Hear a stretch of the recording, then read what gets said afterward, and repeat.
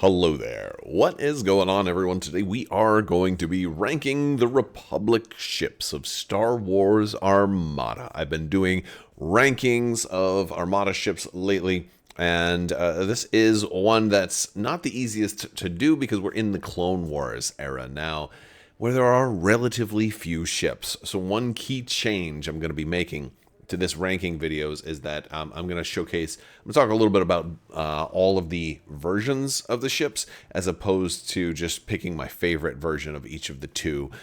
In the cases of the Rebellion and the Empire, I didn't put like both interdictors up. I would just put the better of the two.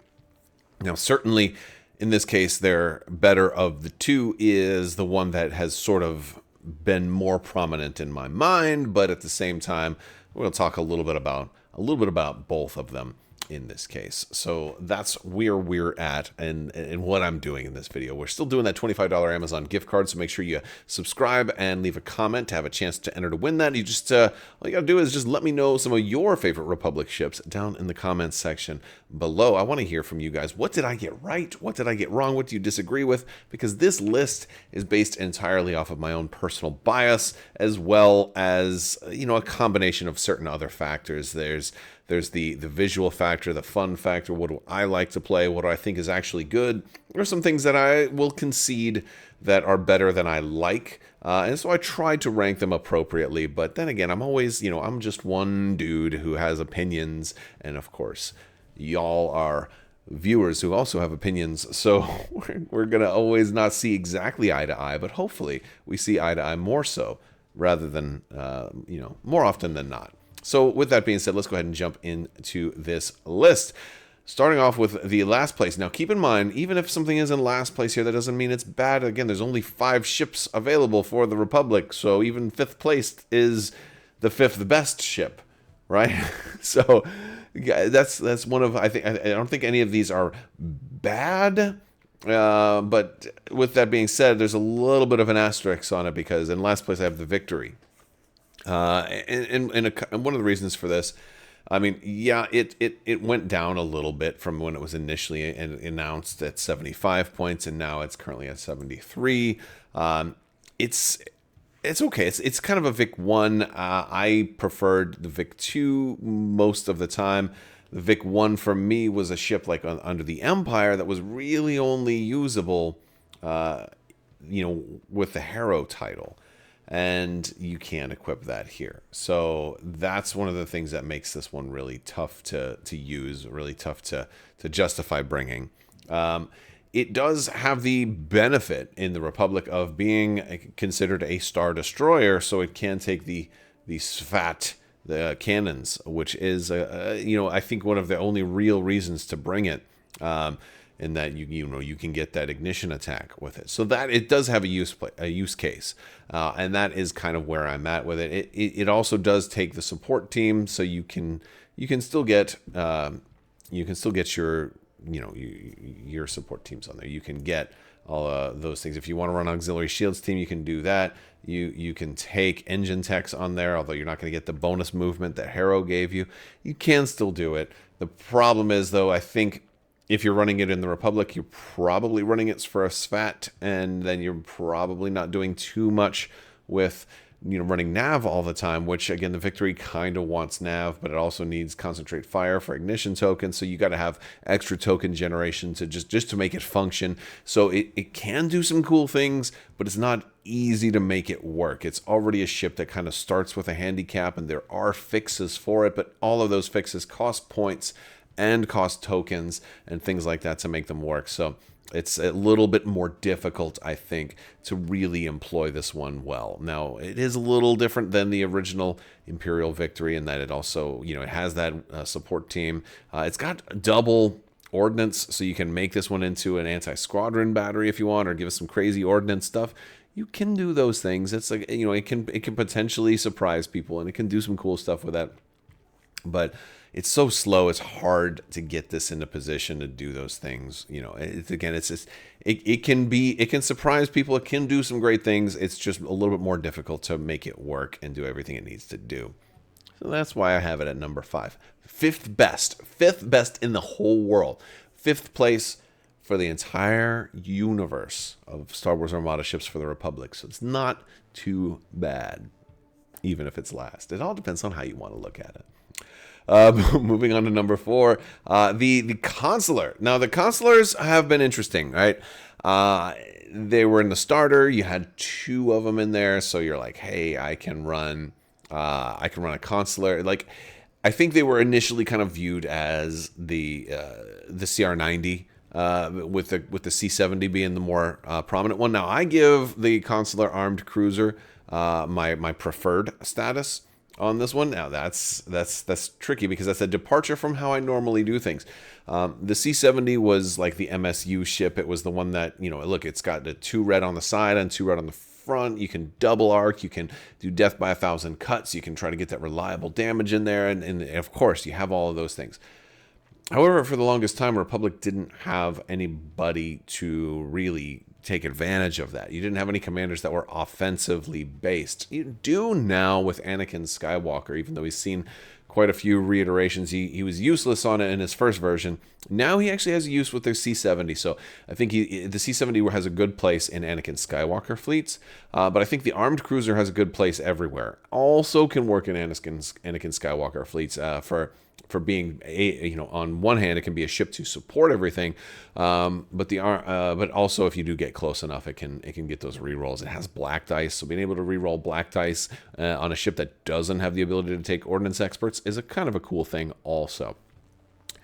Now, the armed cruiser has another thing that I think is really cool about it is that double blue flak, which for only 37 points, this one is pretty effective at dealing with squadrons, as well as having certain capabilities. Like, again, the ship itself, you can run Swift Return or Radiant 7. Radiant 7 does allow you to take your fleet support. Be a real cheap fleet support. It can do a lot of things. So I do like the price point for the armed cruiser. It's priced very aggressively for a ship that will probably pop very quickly, but can also deal with squadrons. And against squadrons, it's not going to pop quite as quickly. So I think I kind of prefer. I lean a little bit more towards the armed cruiser right now, even though I take the C7. I used to take the C70 a lot more frequently. I like the more consistent dice that it's going to have to be able to throw on other people, but I think the double blue on the armed cruiser is going to give this one, kind of give that one first place in my book.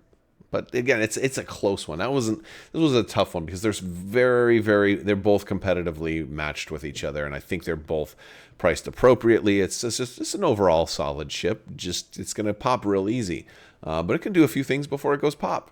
And that's kind of a cool thing. Moving on to number 3, the Venator. The Venator Star Destroyer is the most iconic ship in all of the Clone Wars. It's one of the most popular ships in all of Star Wars. And of course, it has a big presence in the game. The Venator 2 takes first place over the Venator 1, who takes last place, or second place in my Venator rankings. We'll talk about both of them a little bit. Venator 1 has a slightly better squadron with a 2 blue. It has a little bit more consistency there. The Venator as a whole is not very maneuverable, but it's kind of tough. It can do some things. You've got your fleet command on the Venator 1, which is very good, is very useful to have. You've got okay dice. Like, it's weird because it's got a lot of dice, but the mixture of like the black and the blue and the red, and it's not the most consistent ship with actually ship to ship firepower. It's not usually viewed as a very deadly ship. It was for a little while in the time of Anakin Skywalker having his initial when Anakin Skywalker first came out and he was broken, everybody were buying up all the Venators. Now there's none. It was one of the first Clone Wars era ships to just completely vanish and be and never to be reprinted. Largely due to that Anakin Skywalker, Venator bum rush, triple Venators was like a thing for a couple of weeks and then vanished. I think the reason the Venator 2 sort of wins here is that 5 squadron. That's insane amount of squadrons. It's also interesting to me, like, it makes me wonder how Fantasy Flight would have done a Lucrehulk when a Venator can already do Squadron 5, right? Like, what would a Lucre Hulk have been able to do? Like Squadron 7 or something crazy? You know, like as a typically carriers tend to be Squadron 3. In some rare cases, like the Quasar, you get 4. But Squadron 5 on a Venator 2 that's already good at a lot of other things, and for only 100 points, that's wild, right? Like you got defensive retrofit on there too. Like it's a well-rounded ship, but can push 5 squadrons. That's nuts. That's bonkers. I also hate it because I'm personal bias. I don't like squadrons, although I do recognize that they're an integral part of the game, and they're very effective as far as how many dice they can, roll and how much damage they can do per point.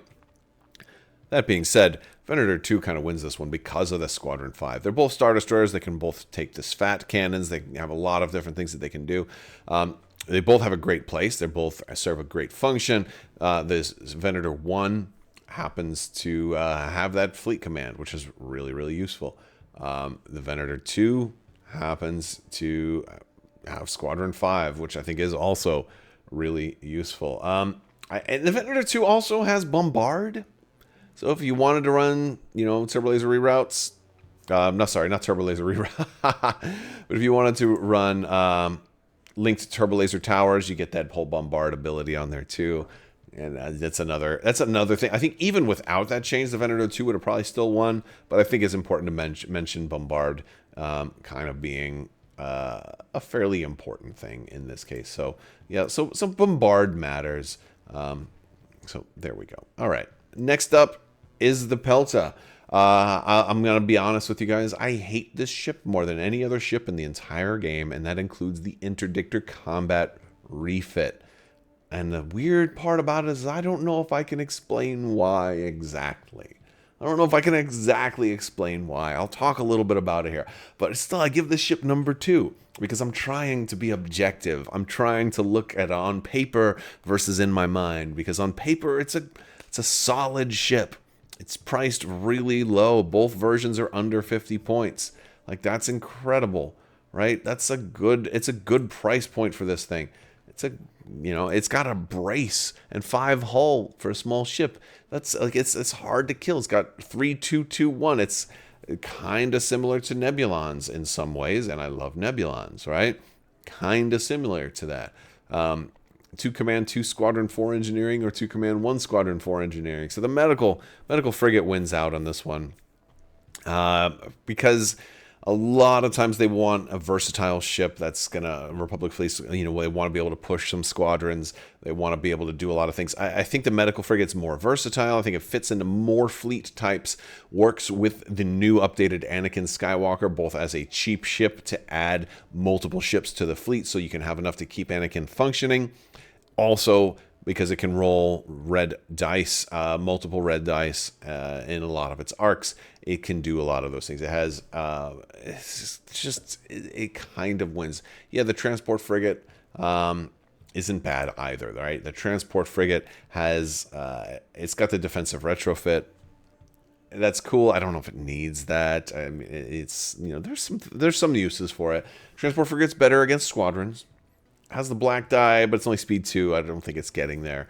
Both, and I think that's kind of one of the things that I don't like about this ship is we already had a Rebel Pelta, so this one already felt like, hey, the Clone Wars is getting a new faction, but we're going to reuse existing ships. That's what it felt like to me. It's like, oh, you're reusing the ship. Okay, well, where's the fleet command? Oh, no, you don't get that. You can have fleet support, but not fleet command. And I'm like, well, I really wanted fleet command on my Pelta instead of having to take a Venator 1 or something like that. That was a bummer for me, is that this thing doesn't have fleet command, and it's already not one of my favorite ships. Like, aesthetically, I don't think I liked them as much. I feel like the wings should have been able to open and close. They didn't do that, so I feel like there's just a whole lot of like, oh, it could have been better. Oh, it could have been better. Oh, it could have, and it's slow, and there's all these weird things about the Pelta that I already wasn't super crazy about when it was on the Rebellion side, but it had that fleet command, and it looked really, that made it cool. It didn't look really cool, but it looked on paper like, oh, this is a great way to get intensify firepower into my fleet for cheap. It's going to be awesome. This Pelta didn't have that. So that's one of the reasons I didn't like it. The other reason is I think is we've already seen it on the Rebel side. And I think when they first came out, I was looking at it, it's like, okay, so what am I going to do with it? Use it for MSU? Well, I've already got the Charger C70 for that, for less points. However, this one isn't going to pop as quickly as a Charger C70. It's got more hull, it's got more shields, and it's got a brace and an evade and a redirect. So it's got like the holy trinity of survivability tokens, which is, on paper it's not bad. And so the medical frigate kind of wins this one for being also having a little bit more squadron support, and that which kind of rounds it out a little bit more, makes it a little bit more accessible, a little bit more useful for a wider variety of fleets.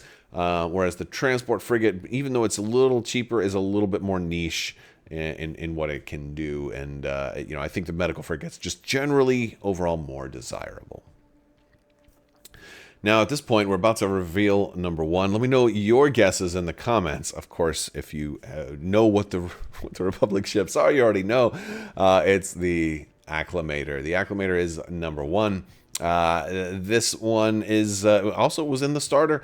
Really cool ship. Has been very good for a long time. It's just solid, and it's cheap. And to be fair, maybe not visually one of the most pretty ships in there, but definitely iconic. It was one of the first big capital ships we've ever seen for the Republic, outside of the Charger C70, which was in the Phantom Menace. We saw tons of Acclamators in Episode 2. And this one was an interesting one for me at first, because I was like, well, weren't they just drop ships? How do they have all this, this attacking stuff? How do they have all this attacking capability? Well, they do because we say they do. Obviously, you don't send a ship like this loaded with lots of clones out into space in the time of war without any guns. So, of course, they were going to be loaded. The Acclamator 2 is a little bit more heavily loaded and easily wins this one. The Acclamator 1, I almost never want to take. Acclamator 2 for me always wins the battle. You have an extra upgrade on the Acclamator 1 for cheap, and I recognize that. But the Acclamator 2 for me is still always will be the winner. Interesting thing about this, though, I'll say this: the Acclamator 2 has Bombard, and it's a ship I would never take. I would never care that it had Bombard, which is just a strange thing for me, right? Like so, I would never take linked turbo laser towers on an Acclamator 2. Generally, I guess. I should say almost never. For me, I always want to take swivel mount batteries. This ship has a black die on the front. It has it's a beautiful thing. It's got extra dice on the front, more so than the Acclamator 1. It's got I meant to say a blue die on the front, but it's got black dice on the side. So it means swivel mount gives me, out of the 6 dice I would have on the front, I actually have a 7th, and it's a black. I could throw that at long range, so I can do like 3 black or 3 red and a black, and then a second black with concentrated fire, which I want because I put gunnery team on it, and now I'm just going boom, boom, boom, and throwing massive amounts of damage. Like, it's a really strong gunship. Fires forward. It's able to launch a lot of squadrons. It's got 2 anti-squadron dice. It can go speed 3. Can't turn particularly well. It's also got salvo baked in, 7 hull for a medium ship, which is actually also fairly respectable since like 7 is kind of high for a medium ship. A little on the higher side. 4 engineering value too, which is also, it's overall, I think, just over the curve of where it should be, and for that mid-level ship, and with the right combination of stuff that kind of lets you min-max really, really well. The upgrades on the Acclamator 2 really kind of beat the Acclamator 1. Again, Acclamator 1 has a point, has a use case as well. It's still got respectable dice. It still can be, it can still deliver a decent number of black dice for anybody who gets too close. But it can also work a little bit better as doing some kind of, either squadron support, maybe you're doing some reserve hangar decks. You need some, enhanced hangar bays or boosted comms, so it can be an effective carrier. You needed this when the game first came out. You needed it before the Venator came out. Or if you don't have that many Venators, or you don't want to, 3D print your own Venators and things like that. Acclamator 1 still works, but Acclamator 2 hasn't been kind of enhanced upon. It's I think the best gunship for the Republic, and as somebody who really loves ship-to-ship firepower, the Acclamator 2 is totally going to win it for me. It's a beautiful thing. And it has defensive retrofit, so you can help keep it alive too if you want to. You can also, it can be a pretty solid flagship too. I mean, Anakin, every version of Anakin is, worked with the Acclamator, but Acclamators were really nice right now. And the only problem with them is that you could only get one per core set. So it ended up being kind of expensive to try to get a second Acclamator. And the crazy nut that I am, I ended up getting 3. I think FFG sent me one of each of the new core sets for review. But I think I went out and bought like 2 more because I was, I'm an Armada nut. So what am I going to do? It's a disease, and the only prescription is more cowbell. So that's the way we go. All right, Acclamator 2 wins. Acclamator number 1 ship for the Republic. Let me know what you guys think. Were your guesses anywhere close to what I came up with? Do you disagree on should something have been higher? Should something have been lower? Well, let me know what your first and last place might have been down in the comments section below. That's going to do it for today's video. I want to thank you guys so much for watching. Big thanks to my patrons. Big thanks to everybody watching. May the Force be with you. Live long and prosper. Be excellent to each other. Party on, dudes. So say we all. The spice must flow. And always wash your socks.